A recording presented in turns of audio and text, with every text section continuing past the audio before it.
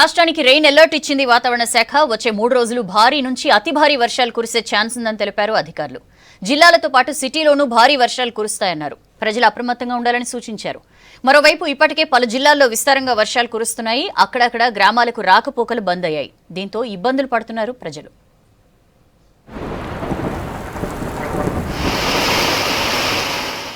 రాష్ట్ర వ్యాప్తంగా విస్తారంగా వర్షాలు కురుస్తున్నాయి. ఉపరితల ఆవర్తనం, అల్పపీడన ప్రాంతం, ఋతుపవన ద్రోణి ప్రభావంతో వర్షాలు దంచుకొడుతున్నాయి. మరో 3 రోజులు వర్షాలు కురిసే ఛాన్స్ ఉందని తెలిపింది ఐఎండీ. ఇవాళ రేపు పలు జిల్లాల్లో భారీ నుంచి అతి భారీ వర్షాలు కురిసే అవకాశం ఉందని హెచ్చరించింది. కొన్ని జిల్లాలకు ఆరెంజ్, మరికొన్ని జిల్లాలకు ఎల్లో అలర్ట్ జారీ చేసింది. ఆదిలాబాద్, కొమరం భీం, ఆసిఫాబాద్, మహబూబాబాద్, భద్రాద్రి కొత్తగూడెం, ఖమ్మం, సూర్యాపేట జిల్లాల్లో భారీ నుంచి అతి భారీ వర్షాలు కురిసే అవకాశం ఉందని తెలిపింది వాతావరణ శాఖ. హైదరాబాద్లోనూ భారీ వర్షాలు కురిసే ఛాన్స్ ఉందని ప్రకటించింది. రేపు సికింద్రాబాద్, చార్మినార్, కూకట్పల్లి ఏరియాల్లో అధిక వర్షాలు కురిసే అవకాశం ఉందని తెలిపింది. మరో 17 జిల్లాలకు ఎల్లో అలర్ట్ జారీ చేసింది. మిగతా అన్ని జిల్లాల్లో తేలికపాటి నుంచి మోస్తరు వర్షాలు కురిసే అవకాశం ఉందని తెలిపింది వాతావరణ శాఖ.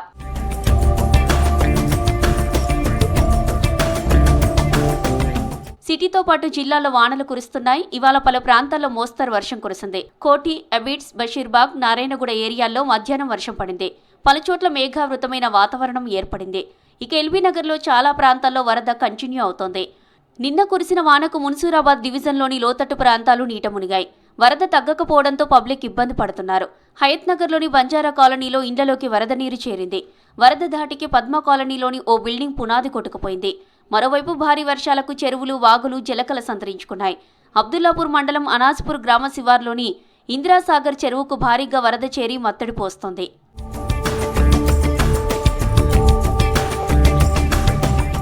నగర శివార్లోని జంట జలాశయాలకు వరద పోటెత్తుతుంది. ఎగువన కురుస్తున్న వర్షాలకు హిమాయత్ సాగర్ పూర్తిగా నిండింది. ప్రాజెక్టు 4 గేట్లు 4 ఫీట్ల వరకు ఎత్తి నీటిని విడుదల చేస్తున్నారు. దీంతో మూసీకి వరద పెరిగింది. మూసీకి 8,000 క్యూసెక్కులకు పైగా నీళ్లు వస్తున్నాయి. నది పరివాహక ప్రాంతాల్లోకి భారీగా వరద చేరింది. జియాగూడ, పురాణాపూల్ రోడ్డు వరదలకు నీట మునిగిపోయింది. దీంతో రోడ్డు మూసివేశారు అధికారులు. లోతట్టు ప్రాంత ప్రజలను అలర్ట్ చేశారు.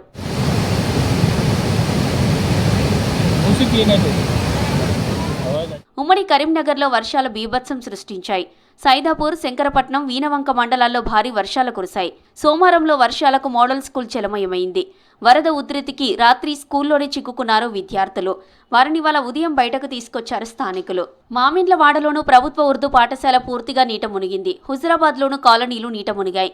వానలకు వాగులు, వంకలు పొంగి పొర్లుతున్నాయి. రేణుకెల్లమ్మ, తుమ్మెదవాగు, రంగనాయకుల గుట్ట దగ్గర చిలుకవాగు సహా పలు చెరువులు మత్తడి దూకి అలుగుపారుతున్నాయి. దీంతో గ్రామాలకు రాకపోకలు బంద్ అయ్యాయి. జగిత్యాల జిల్లాలోనూ భారీ వర్షాలకు పలు ప్రాంతాలకు రాకపోకలు నిలిచిపోయాయి.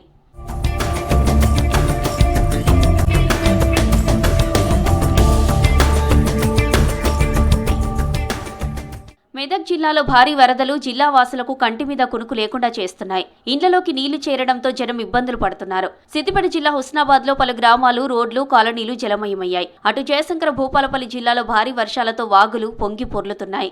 గర్మిల్లపల్లి, ఓడెడి గ్రామాల మధ్య ఉన్న వానేరు వాగు ఉప్పొంగి ప్రవహిస్తుంది. ఇసుక కోసం 8 ట్రాక్టర్లు వాగులో చిక్కుకుపోయాయి. ఉమ్మడి నల్గొండలోనూ వర్షాలు కురుస్తున్నాయి. యాదాద్రి భువనగిరి జిల్లా ఆలేరు మున్సిపాలిటీలో వర్షానికి జయరాంకుంట తెగి ఇండ్లలోకి వరద చేరింది. కాలనీలు జల దిగ్బంధంలో చిక్కుకున్నాయి.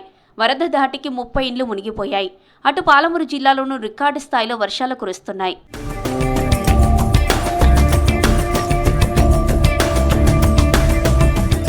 భారీ వర్షాలకు నేలకూలిన ఆదిలాబాద్ జిల్లా కలెక్టరేట్లో నిపుణుల పరీక్షలు కొనసాగుతున్నాయి. ఆర్ఎండ్బి, జేఎన్టీయూ నిపుణులు బిల్డింగ్ను పరిశీలించారు. ఇవాళ ఎన్జీటీ పరీక్షలు నిర్వహించారు. రేపు కూడా ఎన్జీటీ టెస్టులు ఉంటాయన్నారు నిపుణులు. తర్వాత పటిష్టతపై నిర్ధారణకు వస్తామని చెప్పారు.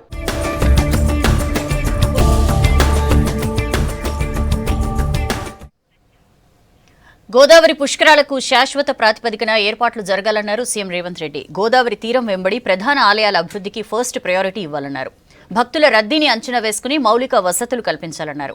మహాకుంభమేళాతో పాటు వివిధ రాష్ట్రాల్లో పుష్కరాల రూపకల్పనలో అనుభవం ఉన్న కన్సల్టెన్సీలను అపాయింట్ చేసుకోవాలన్నారు. కేంద్రం నుంచి స్పెషల్ ప్యాకేజ్ కోరేందుకు పనుల లిస్టును రెడీ చేయాలని ఆదేశించారు సీఎం రేవంత్.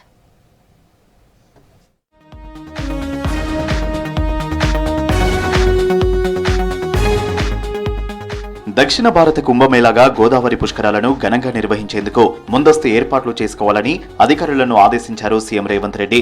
గోదావరి పరివాహక ప్రాంతాల్లోని ప్రధాన ఆలయాలకు అత్యధిక ప్రాధాన్యత ఇవ్వాలని సూచించారు. భక్తుల రద్దీ అంచనాలతో మౌలిక వసతులను కల్పించాలని చెప్పారు. గోదావరి పుష్కరాల కోసం శాశ్వత ఘాట్ల నిర్మాణం చేపట్టాలన్నారు.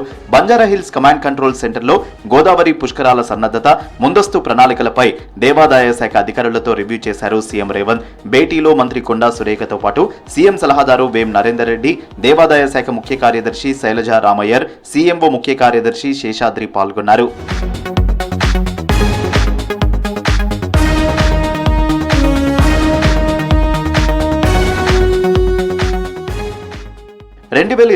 జూలై 23 నుంచి గోదావరి పుష్కరాలు ప్రారంభం కానున్నాయి. 22 నెలల టైం ఉన్నందున మౌలిక వసతులు, అభివృద్ధి పనులపై ఇప్పటి నుంచే స్పెషల్ ఫోకస్ పెట్టాలని అధికారులను ఆదేశించారు సీఎం. మహారాష్ట్ర నుంచి రాష్ట్రంలోకి ప్రవేశించే గోదావరి నదికి 560 కిలోమీటర్ల తీర ప్రాంతం ఉంది. దాదాపు 74 చోట్ల పుష్కర ఘాట్లను ఏర్పాటు చేయాల్సిన అవసరం ఉన్నట్లు అధికారులు వివరించారు. బాసర నుంచి భద్రాచలం వరకు గోదావరి తీరం వెంట ధర్మపురి, కాళేశ్వరంతో పాటు అన్ని ప్రధాన ఆలయాలను ఫస్ట్ ప్రియారిటీగా అభివృద్ధి చేయాలని సీఎం ఆదేశించారు. గోదావరి తీరం వెంబడి ఆలయాలన్నింటినీ సందర్శించి అవసరమైన అభివృద్ధి పనుల జాబితాను రెడీ చేయాలని చెప్పారు. ప్రధాన ఆలయాల దగ్గర భక్తుల రద్దీ ఎక్కువగా ఉండే అవకాశం ఉండడంతో ఆలయ పరిసరాల్లోని పుష్కర ఘాట్ల అభివృద్ధికి అధిక ప్రాధాన్యత ఇవ్వాలన్నారు. ఆలయ అభివృద్ధి, శాశ్వత పుష్కర ఘాట్ల నిర్మాణంపై ప్రణాళికలు సిద్ధం చేయాలన్నారు సీఎం.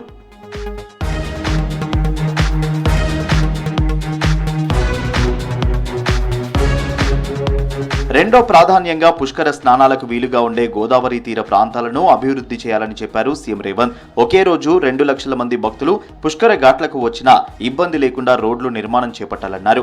ట్రాఫిక్ సమస్య రాకుండా పార్కింగ్, డ్రింకింగ్ వాటర్, స్నానాల ఘాట్లపై ఫోకస్ పెట్టాలని సూచించారు. మహాకుంభమేళాతో పాటు గతంలో వివిధ రాష్ట్రాల పుష్కరాల సౌకర్యాల రూపకల్పనలో అనుభవం ఉన్న కన్సల్టెన్సీలను అపాయింట్ చేసుకోవాలని అధికారులను ఆదేశించారు సీఎం రేవంత్ రెడ్డి.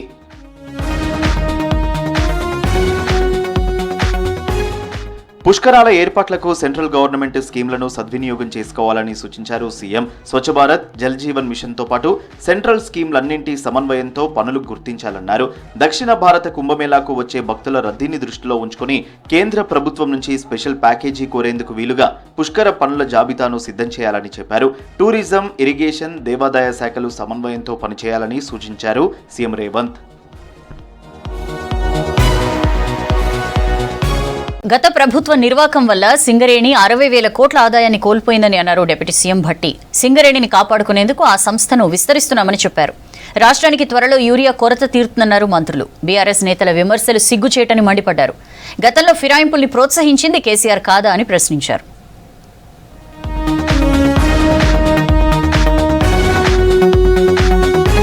సింగరేణిని విస్తరిస్తామని చెప్పారు డిప్యూటీ సీఎం భట్టి విక్రమార్క. కేవలం బొగ్గు ఉత్పత్తికే పరిమితం కాకుండా కాపర్ అండ్ గోల్డ్ యాక్షన్లోనూ సింగరేణి పాల్గొంటుందని చెప్పారు.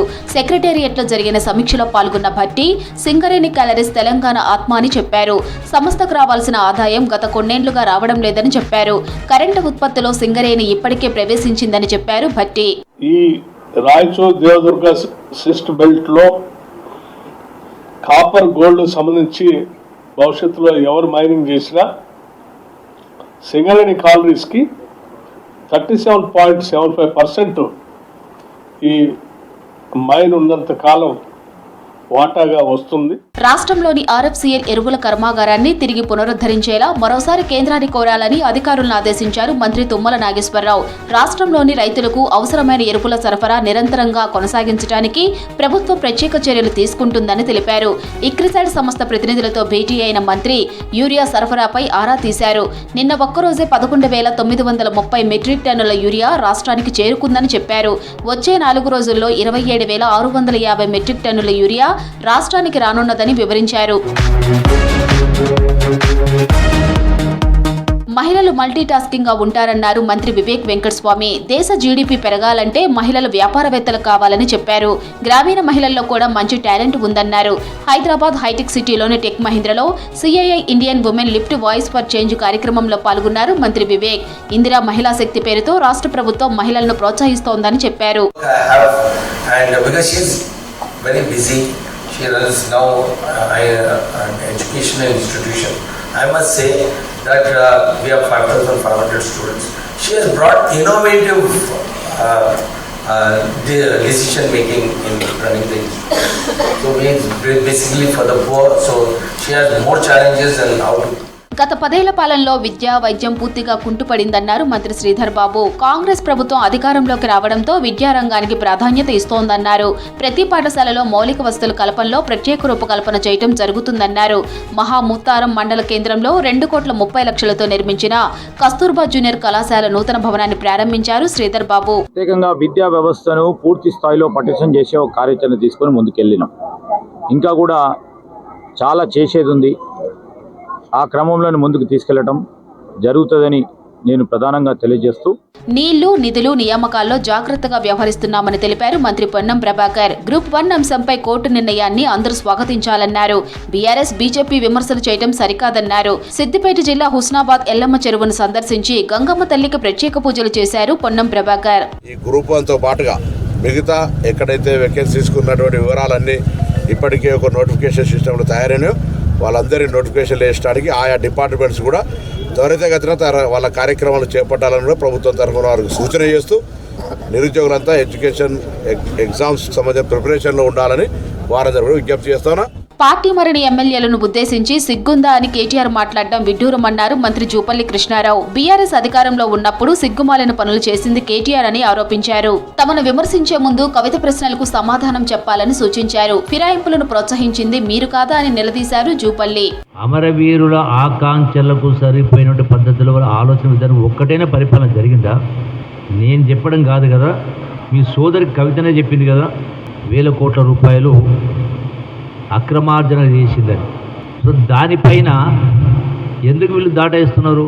గత ప్రభుత్వం కాగితాలపై మాత్రమే పాలన చేసిందని, క్షేత్రస్థాయిలో పనులు చేయలేదని విమర్శించారు మంత్రి అడ్లూరి. ట్రైబల్ వెల్ఫేర్ ఉద్యోగులకు పెండింగ్ లో ఉన్న బకాయిలను కాంగ్రెస్ ప్రభుత్వం విడుదల చేసిందని చెప్పారు. హైదరాబాద్ అశోక్ నగర్ లో వెల్ఫేర్ హాస్టల్స్ కట్టాలని సీఎంకు విజ్ఞప్తి చేశామన్నారు. రాష్ట్రానికి రావాల్సిన వెల్ఫేర్ నిధులు ఇవ్వాలని కేంద్రానికి లేఖలు రాశామని చెప్పారు Laxman. Tribal welfare department, minority department, డిజేబుల్కి సంబంధించిన మా డిపార్ట్మెంట్కి సంబంధించినటువంటి ఏమేమి మా ఉద్యోగస్తులకు కానీ విద్యార్థులకు సంబంధించిన మౌలిక సదుపాయాల విషయంలో మా సంబంధిత అధికారులతో ప్రత్యేకమైనటువంటి సమావేశాలు ఏర్పాటు చేసుకొని ముందుగా కొద్ది నెలల నుంచి బకాయిలు పెండింగ్ ఉన్న బకాయిలు తక్షణమే విడుదల చేయాలని చెప్పేసి గౌరవ ముఖ్యమంత్రి గారి దృష్టికి తీసుకెళ్లినటువంటి సందర్భంలో కేంద్రం నుంచి పూర్తి స్థాయిలో యూరియా రాకపోవడం వల్లే రాష్ట్రంలో ఇబ్బందులు తలెత్తుతున్నాయన్నారు మంత్రి వాకిటి శ్రీహరి. రాష్ట్రానికి చెందిన ఎరువుల కోట సరఫరాపై ఇప్పటికే సీఎం రేవంత్ రెడ్డి కేంద్ర మంత్రులను కలిసి విజ్ఞప్తి చేశారని చెప్పారు. కులగణనలో తెలంగాణ దేశానికి రోల్ మోడల్ గా నిలిచిందని చెప్పారు. మా మంత్రి గారు కూడా తుమ్మల నాగేశ్వరరావు కూడా ఇప్పటికే 4 సార్లు పోయి అడిగి రావడం జరిగింది. ముఖ్యమంత్రి గారు కూడా అడగడం జరిగింది. సాధ్యమైనంత వరకు కొంత బయటికి మేము కొంత అవసరం కూడా ఉంది. మేడారం జాతర నిర్వహణ, ఆధునీకరణ పనులపై మంత్రులు పొంగిలేటి, సీతక్క, కొండా సురేఖ రివ్యూ చేశారు. మేడారం జాతర నిర్వహణ, ఆధునీకరణ పనులకు సంబంధించి అధికారులకు పలు సూచనలు చేశారు మంత్రులు.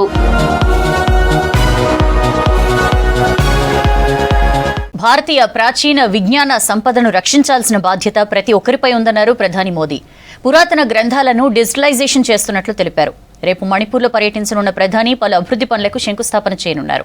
ఎన్డీఏ పాలనలో నార్త్ ఈస్ట్ ఎంతో అభివృద్ధి చెందిందన్నారు బీజేపీ నేతలు.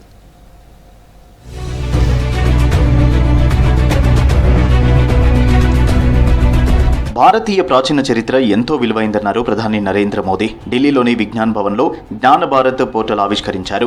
మాన్యుస్క్రిప్ట్ డిజిటలైజేషన్ సంరక్షణకు ఈ పోర్టల్ దోహదపడుతుందని చెప్పారు. భారత మేధో సాంస్కృతిక వారసత్వానికి పురాతన లిఖిత ప్రతులు నిదర్శనమన్నారు. దాదాపు 80 భాషల్లో రాత ప్రతులు ఉన్నట్లు చెప్పారు. వాటిని డిజిటలైజేషన్ చేస్తున్నట్టు చెప్పారు పీఎం మోదీ.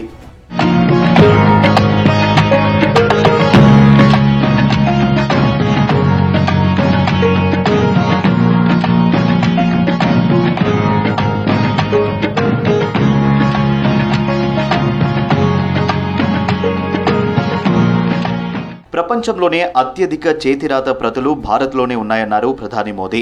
దాదాపు 1 కోటికి పైగా మాన్యుస్క్రిప్ట్స్ దేశంలో ఉన్నట్లు చెప్పారు. విదేశీ దాడులతో ఎంతో విలువైన లక్షలాది రాత ప్రతులు ధ్వంసమయ్యాయని తెలిపారు. మిగిలి ఉన్న వాటిలో మన పూర్వీకుల జ్ఞానం, సంకల్పం దాగి ఉందన్నారు మోదీ.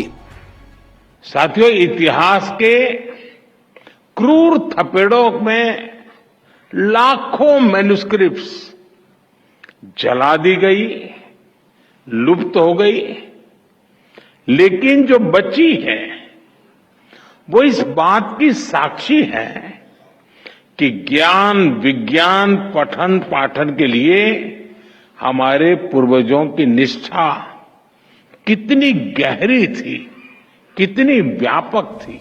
ఈశాన్య రాష్ట్రం మణిపూర్లో శనివారం పర్యటించనున్నారు ప్రధాని నరేంద్ర మోదీ. 2024 మేలో 2 వర్గాల మధ్య ఘర్షణల తర్వాత తొలిసారి మణిపూర్కు వెళ్తున్నారు ప్రధాని. మణిపూర్తో పాటు మిజోరాం, అస్సోం, బెంగాల్, బీహార్ రాష్ట్రాల్లో 13 నుంచి 15వ తేదీ వరకు పర్యటించనున్నారు. మణిపూర్తో పాటు ఈశాన్య రాష్ట్రాల్లో సుమారు 71,850 కోట్ల విలువైన ప్రాజెక్టులకు శంకుస్థాపన చేయనున్నారు PM.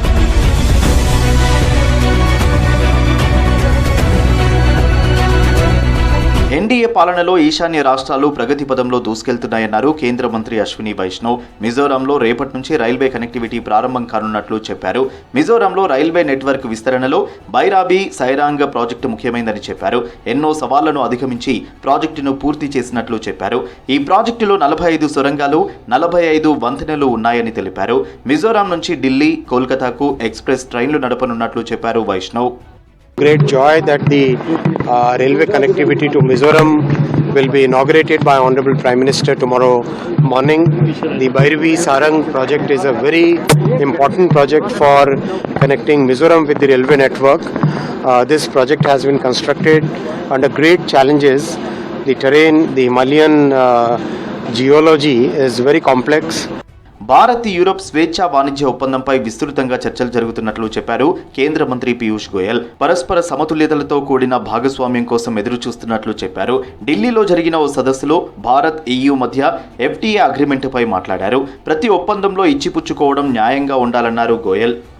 Are looking forward to a very robust, fair, equitable, balanced, mutually beneficial, win-win partnership in terms of an enduring free trade agreement which will outlive all of us in this room, which will strengthen this relationship between Europe and India.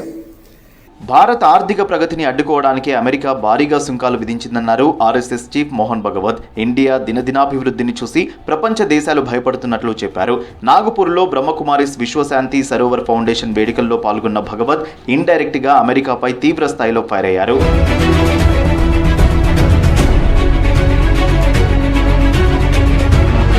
దేశాభివృద్ధి లక్ష్యంగా NDA ప్రభుత్వం పనిచేస్తుందన్నారు BJP నేతలు. వికసిత్ భారత్ నిర్మాణమే ప్రధాని మోదీ లక్ష్యమన్నారు కాషాయ లీడర్లు.